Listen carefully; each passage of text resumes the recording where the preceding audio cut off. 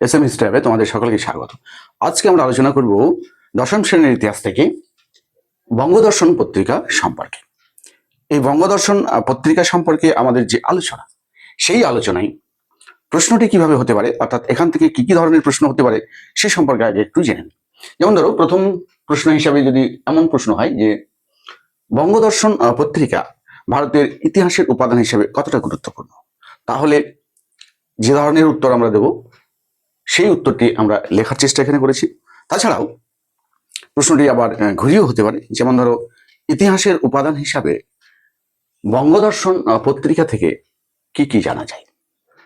তাছাড়াও এই বঙ্গদর্শন পত্রিকার উদ্দেশ্য, বঙ্গদর্শন পত্রিকার শুধুমাত্র গুরুত্ব উল্লেখ করো এই কথাও বলতে পারে, অথবা বঙ্গদর্শন পত্রিকা থেকে যে কোনো ধরনের ছোট প্রশ্ন, 1-2 নম্বরের প্রশ্ন, 4 নম্বরের প্রশ্ন, যাই হোক না কেন তোমরা তার উত্তর যাতে দিতে পারো, ঠিক সেভাবে আমরা এখানে বিষয়টি নিয়ে আলোচনা করেছি।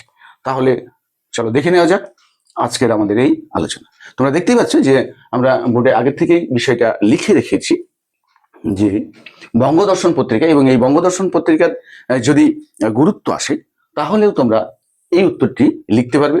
অবশ্য সব পয়েন্টগুলো এখন লেখা নেই, জায়গার সংকলন হয়নি, আমরা আলোচনা মাঝে সেই পয়েন্টগুলো আবার লিখে নেব। তাহলে প্রথমে দেখে নাও যে আমরা ভূমিকা হিসেবে কি লিখেছি। ভূমিকা আমরা লিখেছি যে 1872 খ্রিস্টাব্দে বঙ্কিমচন্দ্র চট্টোপাধ্যায় এই পত্রিকাটির প্রকাশনা শুরু করেন, এবং তিনি এই পত্রিকায় কি করেন না, 19 শতকের বাংলার সামাজিক, রাজনৈতিক, অর্থনৈতিক, তাছাড়াও শিক্ষা এবং সংস্কৃতি বিষয়, বিশেষ করে বাংলা ভাষার যে চর্চা, সেই সমস্ত বিষয়ে বিস্তারিত আলোচনা এই বঙ্গদর্শন পত্রিকায় সেই সময়ে করা হয়েছিল। এই বঙ্গদর্শন পত্রিকায় আমরা আর যে বিষয়গুলি সম্পর্কে আলোচনা করব সেগুলি হচ্ছে এর উদ্দেশ্য। প্রথমে আমরা দেখে নিয়েছি ভূমিকায় কি লিখতে হবে, এরপরে এর উদ্দেশ্য সম্পর্কে আমরা একটু জেনে নিই। এর উদ্দেশ্য সম্পর্কে কি লিখবে না, অনেক সময় প্রশ্নে এসে যেতে পারে যে বঙ্গদর্শন পত্রিকা, এই যে বঙ্কিমচন্দ্র চট্টোপাধ্যায় এই পত্রিকাটির প্রকাশক, অর্থাৎ এই পত্রিকা তারই উদ্যোগে প্রকাশিত হয়, এবং এই পত্রিকা প্রকাশের যে উদ্দেশ্য, সেই উদ্দেশ্যগুলি কি কি ছিল। এরকম ধরনের কোনো প্রশ্ন 4 নম্বরে যদি এসে থাকে তাহলে তার জন্য আমরা 1-2 করে 4টে পয়েন্ট করে রেখেছি, এবং সেই পয়েন্টগুলি সংক্ষেপে আলোচনা করা আছে। 1 নম্বর আছে বাংলা ভাষা ও সাহিত্যের উৎকর্ষ সাধন, সমাজের বিভিন্ন সমস্যাকে তুলে ধরা। 3 নম্বর আছে জাতীয়তাবাদের বিকাশ ঘটানো, এবং 4 নম্বর আছে কৃষকদের বিভিন্ন সমস্যাকে তুলে ধরা। এই যে 4টি ছোট ছোট পয়েন্ট আমরা লিখেছি উদ্দেশ্যের সম্পর্কে, যদি শুধুমাত্র বঙ্গদর্শন পত্রিকার উদ্দেশ্য সম্পর্কে লিখো, এরকম ধরনের কোনো 4 নম্বরের প্রশ্ন এসে থাকে, তাহলে এই যে পয়েন্টগুলি রয়েছে ভূমিকার সাথে, এই পয়েন্টগুলিকে একটু বিস্তারিত আলোচনা করে দিলেই হবে। আমি তোমাদের এই পয়েন্টগুলোকে একটু ছোট্ট ছোট্ট করে আলোচনা করে নিই, যাতে তোমরা পরীক্ষায় যদি আসে তাহলে সহজেই লিখতে পারবে। তাহলে দেখিনি, প্রথম পয়েন্টটা হচ্ছে উদ্দেশ্যের সম্পর্কে। যে প্রথম পয়েন্ট সেটা হচ্ছে বাংলা ভাষা ও সাহিত্যের উৎকর্ষ সাধন।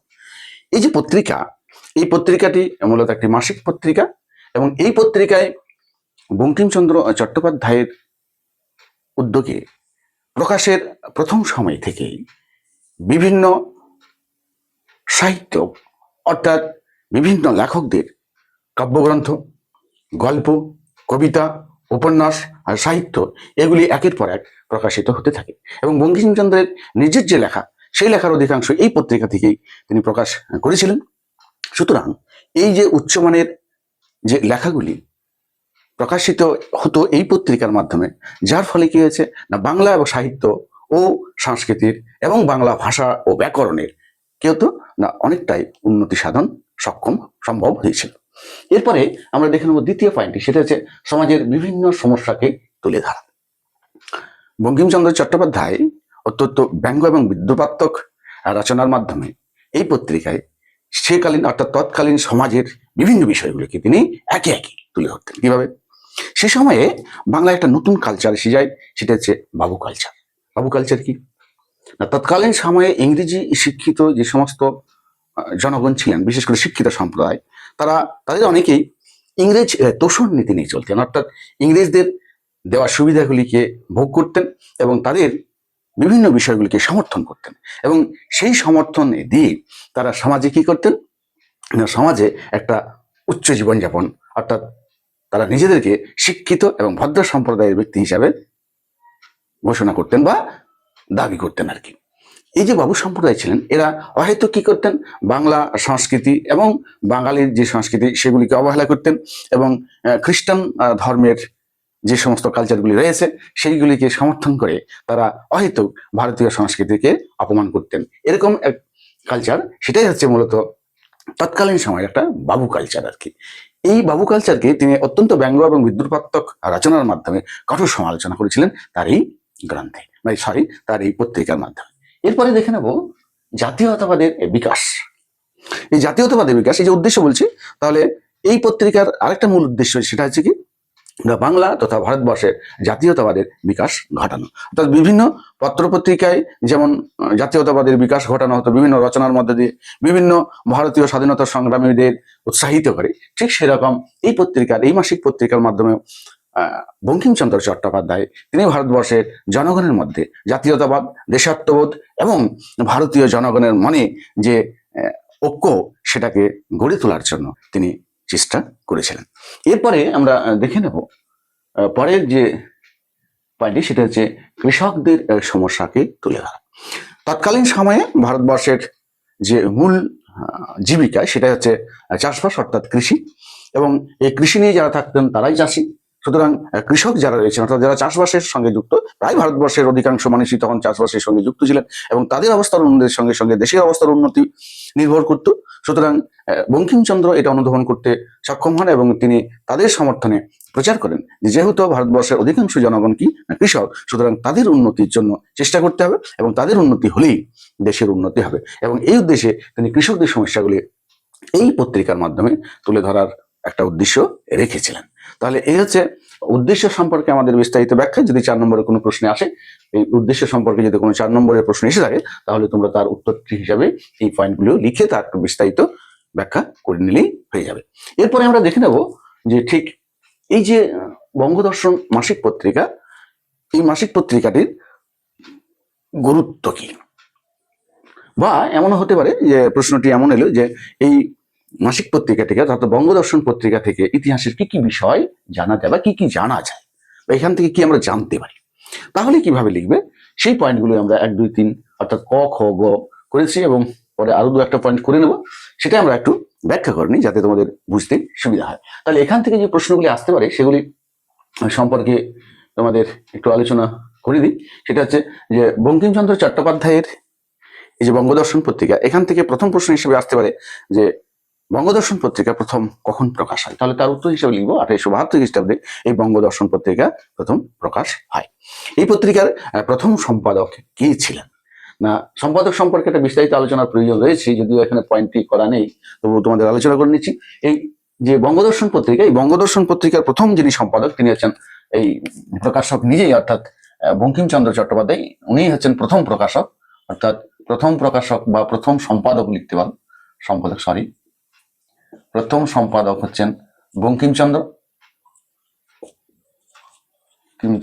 চট্টোপাধ্যায়টা লিখলাম না, লেখা উচিত ছিল, যাই হোক বঙ্কিমবাবু। তো প্রথম সম্পাদক ছিলেন বঙ্কিমচন্দ্র চট্টোপাধ্যায় এবং তিনি এই পত্রিকাটির প্রথম 4 বছর, 4 বছর সম্পাদনা করেছিলেন। সেটাকে একটু খালি দিয়ে লিখি, তিনি 4 বছর এই পত্রিকাটির সম্পাদনা করেন। এরপরে এই পত্রিকার সম্পাদক হিসাবে নিযুক্ত হন বঙ্কিমচন্দ্র চট্টোপাধ্যায়ের দাদা অর্থাৎ সঞ্জীবন চট্টোপাধ্যায়। তিনিও প্রায় কি ছিলেন না, দ্বিতীয় সম্পাদক হিসাবে আসেন সঞ্জীবন চট্টোপাধ্যায় এবং তিনি প্রায় 5 বছর এই পত্রিকাটি সম্পাদনা করেন।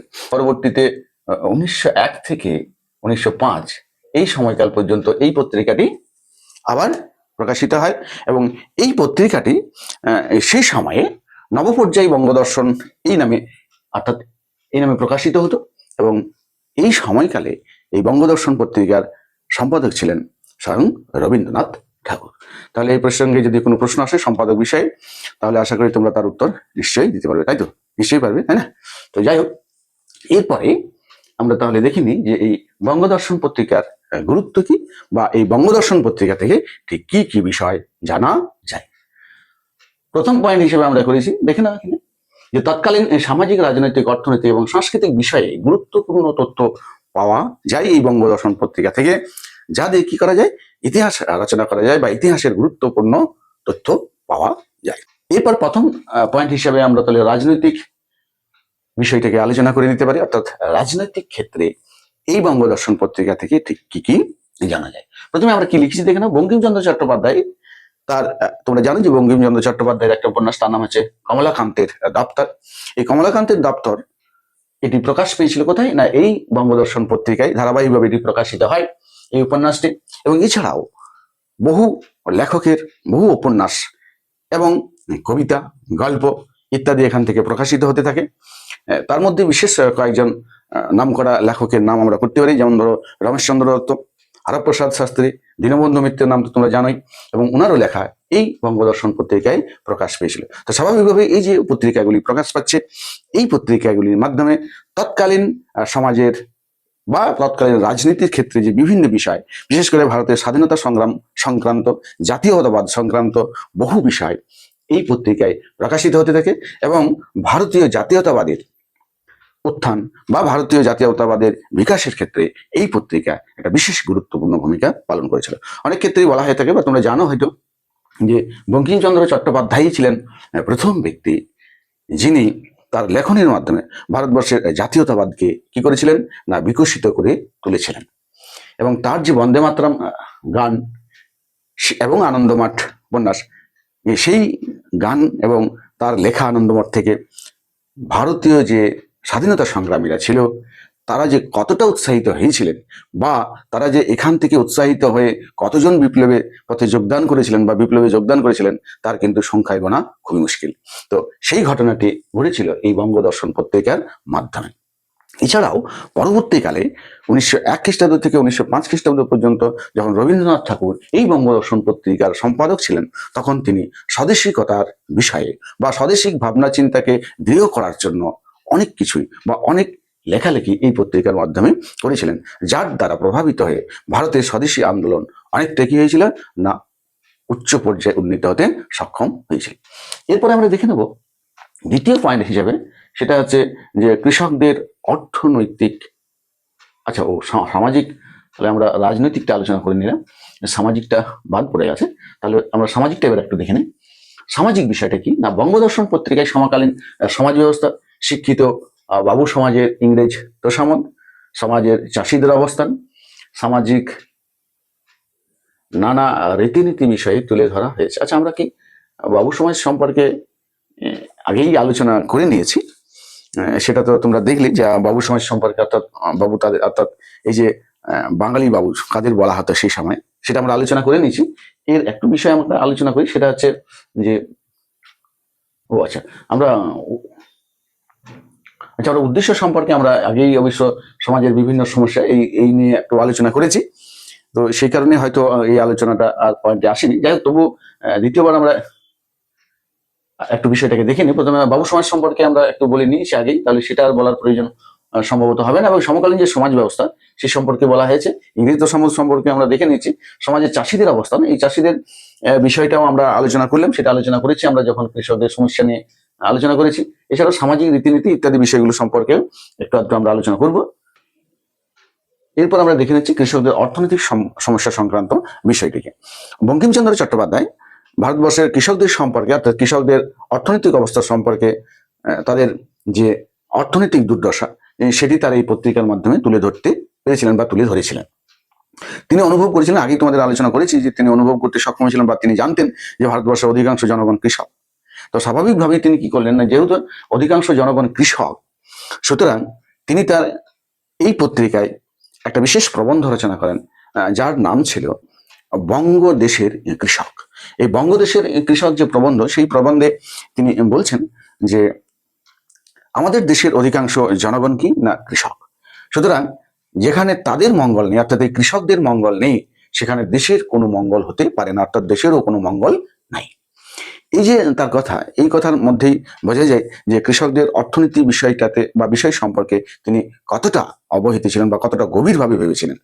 তাই তিনি কৃষকদের স্বার্থে বা কৃষকদের সমর্থনে বিভিন্ন লেখা তুলে ধরেছিলেন। এবং তৎকালীন সময়ে যে চিরস্থায়ী বন্দোবস্ত, তোমরা জানো যে ভারতবর্ষে চিরস্থায়ী বন্দোবস্ত চালু করেছিলেন কর্নওয়ালিস, তার যে চিরস্থায়ী বন্দোবস্ত, সেই চিরস্থায়ী বন্দোবস্তের ফলে একদিকে যেমন সুবিধা হয়েছিল, তেমনি কৃষকরাও কিন্তু সেই সুবিধার কিছু কিছু সুবিধার সঙ্গে সঙ্গে একটা ব্যাপক অসুবিধার সম্মুখীন হয়েছিল, এবং এই অসুবিধার সম্মুখীন হয়ে তারা অর্থনৈতিকভাবে অত্যন্ত দুর্বল হয়ে পড়ে। এবং এই যে তাদের অর্থনৈতিক দুর্দশা, সেই দুর্দশার বিষয়টি তিনি অত্যন্ত গভীরভাবে এবং সচেতনভাবে এই পত্রিকার মাধ্যমে তুলে ধরেছিলেন, এবং তার সমস্যা, সেই সমস্যার কি সমাধান হতে পারে সেই সম্পর্কে তিনি যথেষ্ট অবহিত ছিলেন, যা তিনি এই পত্রিকার মাধ্যমে জনসাধারণের সামনে তুলে ধরেন। তাহলে তোমরা দেখে নিলে যে আমরা বোর্ডে যা লিখে রেখেছি সে তো আছে, এবং তার সঙ্গে সঙ্গে আরো কিছু বাড়তি আলোচনা আমরা করে নিয়েছি, যেগুলো তোমরা ইচ্ছা করলে কি করতে পারবে, তা তোমরা ওই পরীক্ষার সময় যদি প্রশ্ন আসে তাহলে সেগুলিও উল্লেখ করে দিতে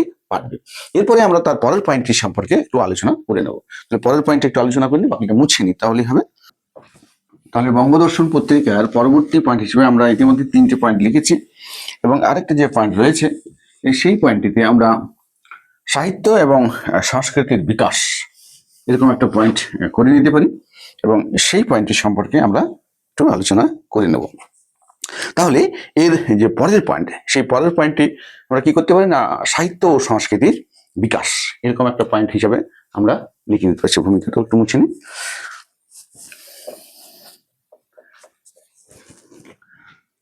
তাহলে ঘয়ের পয়েন্ট, সাহিত্য ও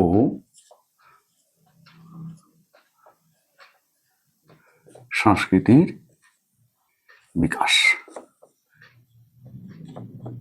বা সাহিত্য ও সংস্কৃতি এটুকু লিখলেও হয়। তাহলে সাহিত্য এবং সংস্কৃতির বিকাশ সম্পর্কে, সাহিত্য এবং সংস্কৃতির বিকাশ এটা এই পত্রিকার একটা মূল উদ্দেশ্যও ছিল, এবং পরবর্তীকালে এই মূল উদ্দেশ্যটি একটা গুরুত্বপূর্ণ পয়েন্ট হিসেবে উঠে আসে এই পত্রিকা। এবং আমরা দেখেছি যে বিভিন্ন লেখকের, অত্যন্ত নামি দামি এবং জ্ঞানী গুণী লেখকদের যে লেখনী, এবং বঙ্কিমচন্দ্রের নিজের বহু রচনা এই পত্রিকার মাধ্যমে কি হয়েছিল না, প্রকাশিত হয়েছিল। এবং সেখানে বাংলা সাহিত্য অর্থাৎ বাংলা ভাষার বিভিন্ন উপন্যাস, কবিতা, গল্প, তার সঙ্গে সঙ্গে বিজ্ঞান এবং দর্শন বিষয়ক বহু উচ্চমানের লেখা এতে প্রকাশিত হয়েছিল। শুধু যে এই পত্রিকায় এগুলি প্রকাশিত হতো এমন নয়, কিন্তু এর সঙ্গে সঙ্গে কি হতো না, তোমরা জানো যে বঙ্কিমচন্দ্র চট্টোপাধ্যায় অত্যন্ত সাহসী ব্যক্তি ছিলেন, এবং তিনি ম্যাজিস্ট্রেট পদমর্যাদার একজন অফিসারও ছিলেন, এবং সেই সঙ্গে সঙ্গে তিনি কিন্তু একজন বিদ্রুপাত্মক লেখকও ছিলেন। তিনি তার এই লেখনীতে অত্যন্ত ব্যঙ্গ বিদ্রুপের আশ্রয় নিতেন, এবং তার ওই ব্যঙ্গ বিদ্রুপের মাধ্যমে তিনি কিন্তু তার সমালোচনাগুলি অত্যন্ত সুচারুরূপে করতেন। যে সমালোচনা, যার বিরুদ্ধে তিনি সমালোচনা করতেন তাকে যেমন কঠোরভাবে বিদ্ধ করত, ঠিক সেই রকম সমাজেও তা অত্যন্ত জনপ্রিয় হয়ে উঠত। তাহলে আমরা ওই বিষয়টির সঙ্গে সঙ্গে আরেকটা বিষয় এখানে লেখার চেষ্টা করব এই সাহিত্য এবং সংস্কৃতির বিকাশে, সেটা হচ্ছে যে বাংলায় যে নতুন সংস্কৃতি, কি সংস্কৃতি আসে, সেটা হচ্ছে বাবু কালচার। অর্থাৎ শিক্ষিত, অর্থাৎ ইংরেজি শিক্ষায় শিক্ষিত বাঙালিরা বাবু কালচারে অভ্যস্ত হয়ে পড়ে। বাবু কালচার মানে হচ্ছে ওয়েস্টার্ন কালচার, অর্থাৎ পশ্চিমা যে কালচার বা নীতি, সেই নীতিগুলি তারা অবলম্বন করে, এবং সেই নীতির কিন্তু এই বঙ্কিমচন্দ্র চট্টোপাধ্যায় অত্যন্ত সমালোচনামূলক একটা পর্যালোচনা এই পত্রিকার মাধ্যমে প্রকাশ করতেন। তাহলে সেটা একটু লিখে নিতে পারি যে বাংলা ভাষায়, আচ্ছা একটু কলমটা চেঞ্জ করে নি, বাংলা ভাষায়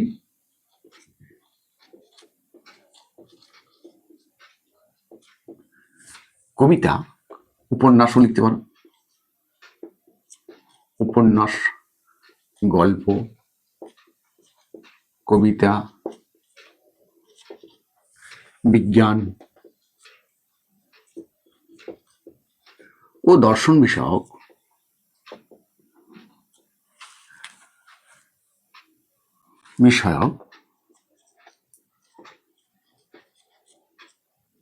উচ্চমানের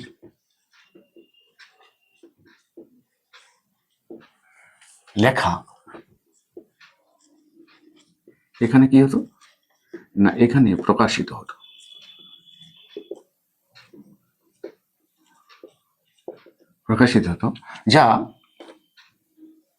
যা বাংলা ভাষা ও সাহিত্যের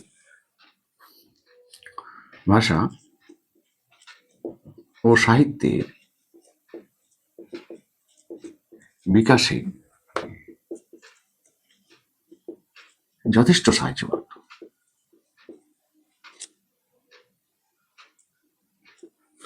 সাহায্য করত। হ্যাঁ, এছাড়াও বঙ্কিমচন্দ্র চট্টোপাধ্যায় কি করতেন? এছাড়াও তিনি অর্থাৎ বঙ্কিমবাবু এছাড়াও এই পত্রিকার মাধ্যমে বা এই পত্রিকায়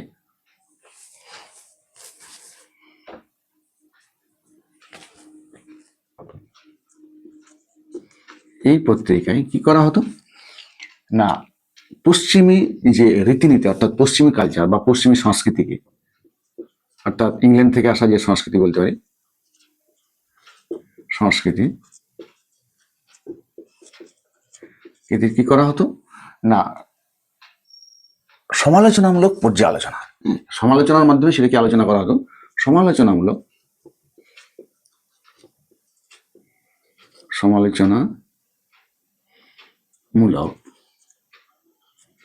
পর্যালোচনা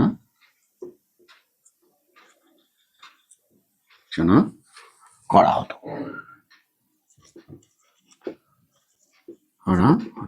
এই হচ্ছে তাহলে আমাদের চতুর্থ পয়েন্ট, অর্থাৎ আমরা চতুর্থ পয়েন্টটা লিখে নিয়েছি। এই চতুর্থ পয়েন্টের বিস্তারিত আলোচনা আমরা করলাম। এরপরে আমরা শেষে ঠিক এরকম ধরনের 4 নম্বরে যদি প্রশ্ন আসে তাহলে শেষে আমরা অর্থাৎ উপসংহারে আমরা ঠিক কি লিখতে পারি। উপসংহারে আমরা লিখতে পারি যে বঙ্কিমচন্দ্র চট্টোপাধ্যায় হচ্ছেন প্রথম বাঙালি বা ভারতীয় লেখক যিনি তার লেখনীর মাধ্যমে ভারতে দেশপ্রেম জাগ্রত করার কাজে নিজেকে নিয়োজিত করেছিলেন। এবং বিপিনচন্দ্র পাল এই কারণে অর্থাৎ এই যে পত্রিকা, এই পত্রিকার মাধ্যমে বঙ্কিমচন্দ্র চট্টোপাধ্যায় ভারতের জাতীয়তাবাদ বিকাশের ক্ষেত্রে এতটাই গুরুত্বপূর্ণ ভূমিকা নিয়েছিলেন যে বিপিনচন্দ্র পাল এই 1870-এর দশককে বঙ্গদর্শনের যুগ বলেই অভিহিত করেছেন। তাহলে সেই 2 লাইন আমরা অর্থাৎ উপসংহারে সেই কথাটা একটু লিখে দিতে পারি। সেটা যে বঙ্কিমচন্দ্র হলেন প্রথম বাঙালি বা ভারতীয় লেখক। তাহলে এখানে লিখে দিতে পারি বঙ্কিমচন্দ্র চট্টোপাধ্যায়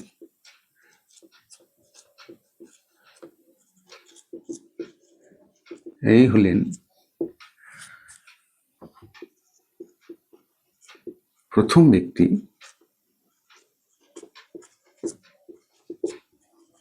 যিনি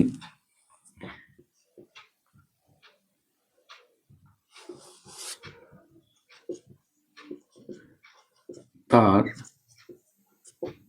লেখনীর মাধ্যমে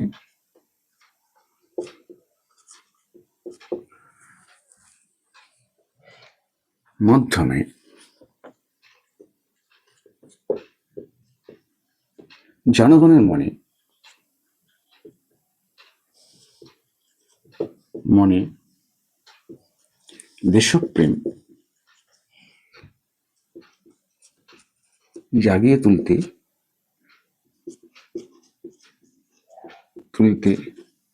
সচেষ্ট ও সক্ষম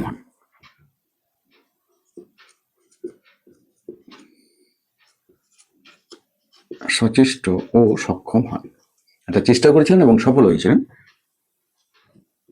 সক্ষম হন। এই সময়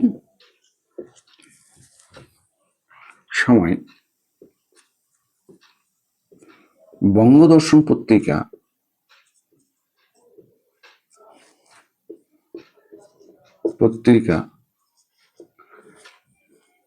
এতটাই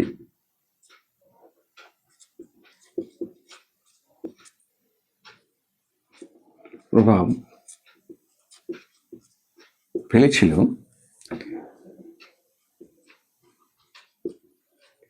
যে বিপিনচন্দ্র পাল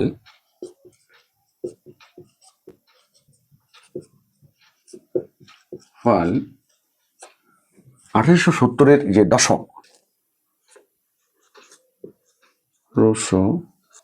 শতকের 70-এর দশককে বঙ্গ দর্শনের যুগ বলে অভিহিত করেছেন। বঙ্গ দর্শনের যুগ বলে অভিহিত করেছেন।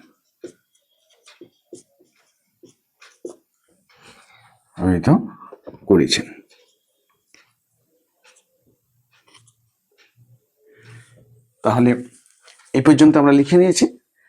আশা করি বিষয়টা পরিষ্কার হয়েছে। এখন এই বঙ্গদর্শন পত্রিকা সম্পর্কে যে যে প্রশ্নগুলি আসতে পারে সেই প্রশ্নগুলিকে আমরা আরেকবার দেখে নিতে পারি। ঠিক ছোট প্রশ্ন কি কি হতে পারে। প্রথমেই আমরা দেখে নেব যে বঙ্গদর্শন পত্রিকা একটি মাসিক পত্রিকা। এটা কিন্তু খুব ইম্পর্টেন্ট এবং এটা মনে রাখার প্রয়োজন রয়েছে।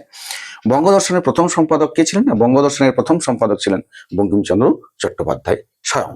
এরপরে এই পত্রিকার সম্পাদক হিসেবে নিয়োজিত হয়েছিলেন সঞ্জীবন চট্টোপাধ্যায়। তিনিও প্রায় 5 বছর এই পত্রিকাটি সম্পাদনা করেন এবং প্রথম পর্যায়ে এই পত্রিকাটি কতদিন স্থায়ী ছিল না? প্রথম পর্যায়ে এই পত্রিকাটি 1872 থেকে 1884 খ্রিস্টাব্দ পর্যন্ত প্রকাশিত হয়। এরপর এই পত্রিকাটি বন্ধ হয়ে যায় এবং দ্বিতীয় পর্যায়ে এই পত্রিকাটি আবার প্রকাশনা শুরু হয়। সেই দ্বিতীয় পর্যায়ে সময়কালটা কত ছিল না? দ্বিতীয় পর্যায়ে এই পত্রিকাটি সময়কাল ছিল 1901 থেকে 1905 খ্রিস্টাব্দ পর্যন্ত। এবং এই দ্বিতীয় পর্যায়ে যে প্রকাশনার কাল, এই সময়ে এই পত্রিকার সম্পাদক কে ছিলেন? এই সময়ে এই পত্রিকার সম্পাদক ছিলেন রবীন্দ্রনাথ ঠাকুর। এই পত্রিকায় কোন কোন উপন্যাস প্রকাশিত হয়েছিল? এরকম যদি প্রশ্ন আসে তাহলে একটা উপন্যাসের নাম তোমরা করতে পারো, সেটা হচ্ছে কমলাকান্তের দপ্তর। অর্থাৎ বঙ্কিমচন্দ্র চট্টোপাধ্যায়ের কমলাকান্তের দপ্তরটি এই পত্রিকার মাধ্যমে ধারাবাহিকভাবে প্রকাশিত হয়েছিল।